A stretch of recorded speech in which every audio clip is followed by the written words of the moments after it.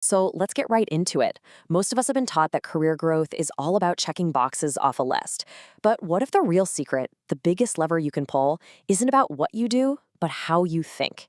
It turns out that making these small, consistent shifts in your mindset can have this incredible compound effect over time. And this is the trap so many of us fall into. On the left, you've got the common path, right? A checklist of skills. I gotta learn this, I gotta build that. And look, those things are important for sure. But the real game, the deeper game that separates people who just kind of plateau from those who keep on rising, is right there on the right. It is all about the mental models you use to attack your work, day in and day out.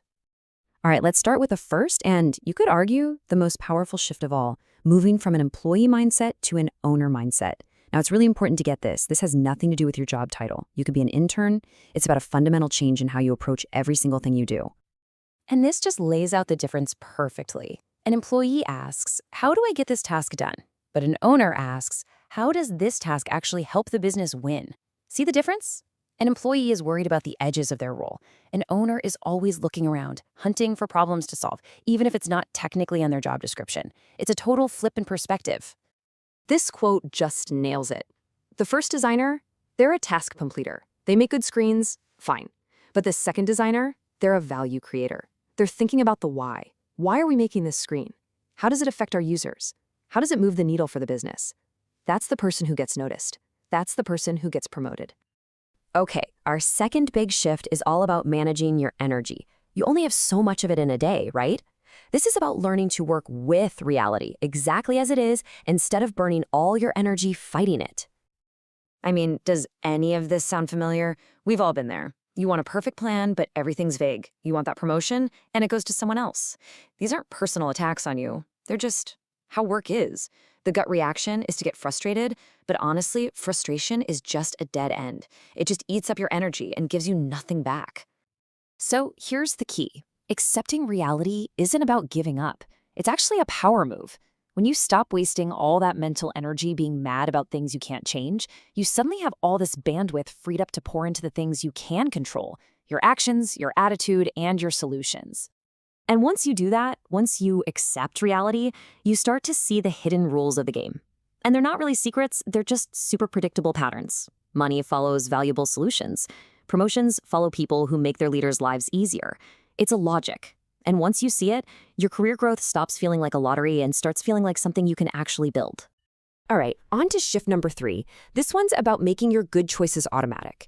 It's about getting off that roller coaster of motivation, feeling super productive one day and useless the next, and instead building systems that make being excellent your default setting.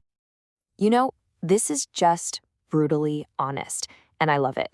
We all like to think we can just grind through on pure willpower. But that stuff is a battery, and it runs out. Motivation, it comes and goes with the weather. But systems are dependable.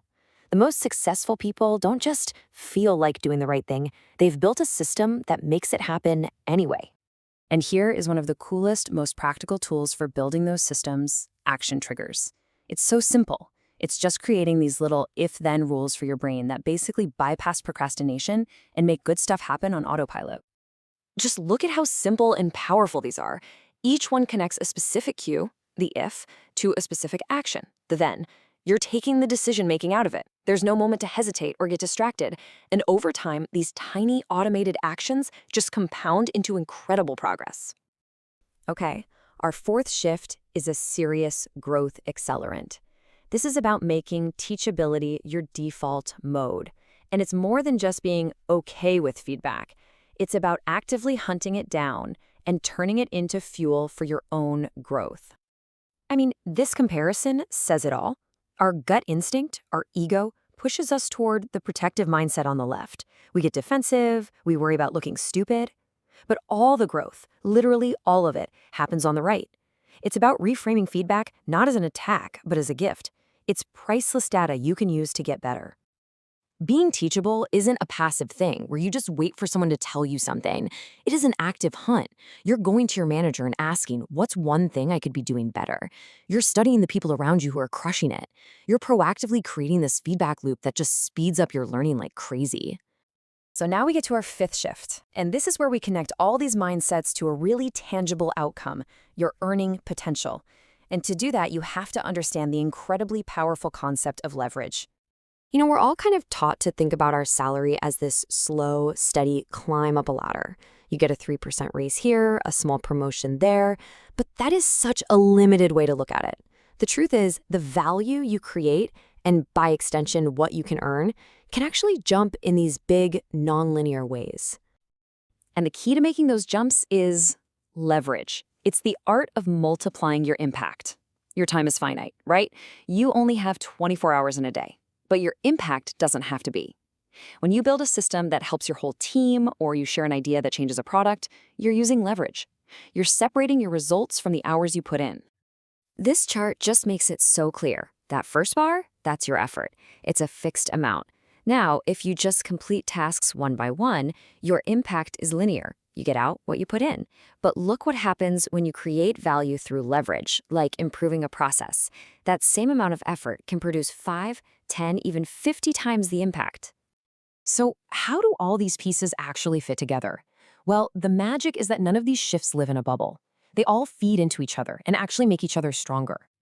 This right here is the compound effect in action. It's its amazing virtuous cycle. When you think like an owner, it forces you to accept reality so you can solve real problems. That pushes you to build better systems to be more effective. And when you have great systems, it frees up your mental energy to be curious, to learn faster, and to be more teachable. It's a flywheel that just keeps spinning faster. And what you get in the end is this.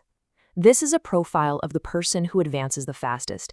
It's not about being the smartest person in the room. It's about having the best operating system for growth. They just embody all of these shifts, and that makes them an absolute powerhouse of value creation. So look, the point isn't to try and change everything about yourself overnight. That's just a recipe for failure. The real power is in the compound effect of small, consistent changes. So looking at all of this, what's the one small shift in your thinking that you can commit to making starting tomorrow?